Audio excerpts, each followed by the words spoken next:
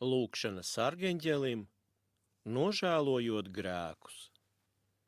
Dieva Tēva un Dēla un Svētā gara vārdā. Amen. Svētais Kristus eņģeli, tavā priekšā zemē mezdamies, es lūdzos. Kopš svētās kristības tu, mans svētais sarg, esi dots pasargāt manu dvēseli un grēcīgo miesu.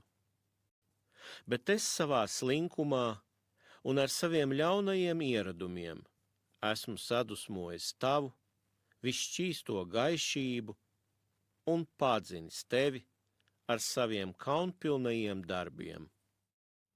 Meliem, apmelošanu, skaudību, nosodīšanu, nievām, nepakļāvību, brāļu ienaidu un ļaunatminību, naudaskāri, laulības pārkāpšanu, nesavaldīgām dusmām, skopumu, pārēšanos bez sāta un pārdzeršanos, liekvārdību, negantām un ļaunām domām, uzpūtīgiem paradumiem un netiklām kaislībām, pats tiekdamies pēc miesas kāres.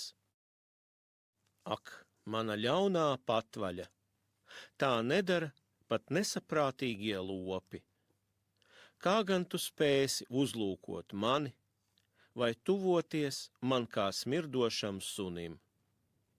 Un ar kādām acīm, Kristus eņģeli, tu uzlūkosi mani, kas esmu sapinies kauna darbos?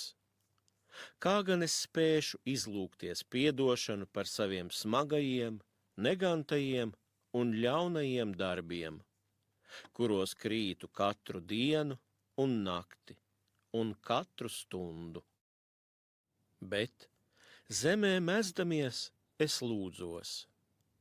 Mans svētais sarg, iežēlojies par mani, savu grēcīgo un necienīgo kalpu.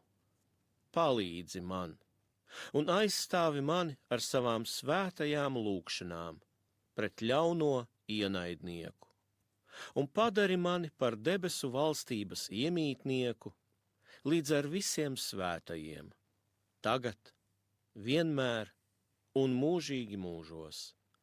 Amen.